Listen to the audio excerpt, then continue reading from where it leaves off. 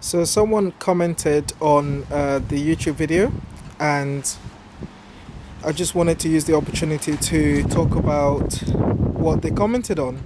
So someone said, I've had it for a while now, the lazy spa, and potentially it's probably the right time for me to talk about my experience, how do I clean it, the maintenance, and some other stuff like that, tips and stuff.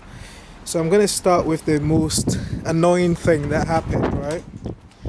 So I had this idea that potentially you could obviously fill up the hot tub with hot water. And as you can see, it was a bad idea because my lazy spa is essentially pregnant. So what I did was I kind of closed it whilst I was filling it up with hot water, and I didn't reduce the temperature of the tap. So what I would say is, if you're going to fill it up with hot water, make sure it's actually like maybe 30 degrees rather than potentially 60 degrees that I was filling mine up at. So I've done something stupid so you don't have to. So there's a bulge there now forever, but it's probably reduced the efficiency of my lazy spa, but at the end of the day it doesn't matter. I haven't really bought my lazy spa to try to be efficient or to reduce or to worry about how much it costs per week or per month. There's lots of videos out there to talk about that. So as I said, I've got the Lazy Spa Milan, as you can see there. So I've just brought you to this side of the house to basically talk about what kit I use. So I bought the starter kit, and within the starter kit you have a few options. So the first option here is the stabilized chlorine granules, and essentially it does what it says on the tin. It's literally chlorine which you need to shock the water. So I believe someone actually asked me how did I shock the hot tub, and I'll get to that in a second. So we've got the pH plus bottle to increase the pH of the water, and then you've got a foam remover which is to control and prevent foaming, and then I've also got here a pH minus, so obviously to reduce the pH. And lastly we have the dip tests. So this is essentially to check what pH the water is in. As you can tell, it's really windy here, so forgive me. And just to get to the point, to shock my hot tub, what I did was the typical spoonful, so it's like a teaspoon, is 1 teaspoon to basically, maintain it on a weekly basis or monthly basis, depending on how frequently you use it.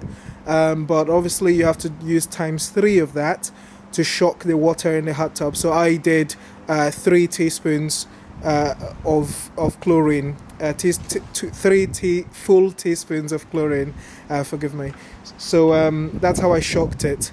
And in the next side of this video I'm going to talk about how I clean the filters and how I recommend you should do it. So every time I use the hot tub, I clean the filters after use, and it's not a thorough clean, but it's essentially just using the water pipes, so the hose, to essentially just rinse it out. And once you've rinsed it out, you'll see the difference, because your water will be whiter for longer. It'll be cleaner for longer, rather, not whiter. And that's you'll see that in the next side of this video.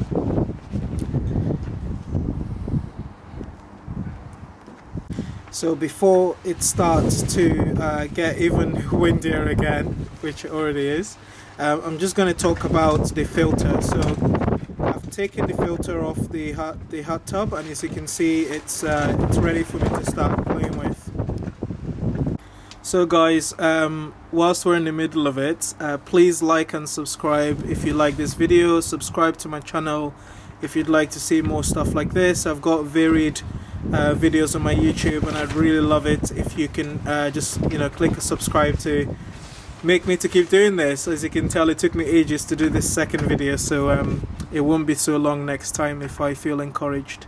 Anyway, so I've opened up the filters, and as you can see there, it's just a screw for the top, and then you've got the filter there, and then you've got the cover on the top. So I'll just take that out, and as you can see, it's really dirty.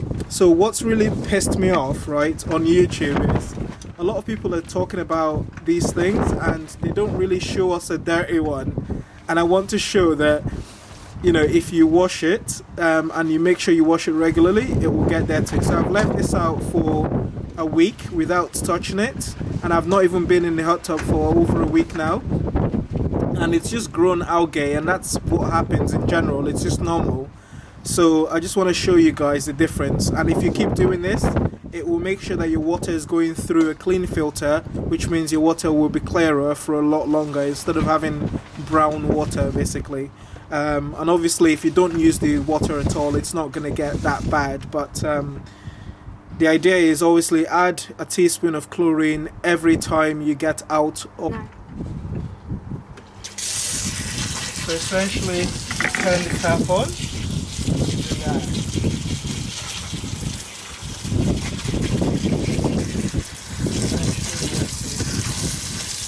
Get that sort of like this.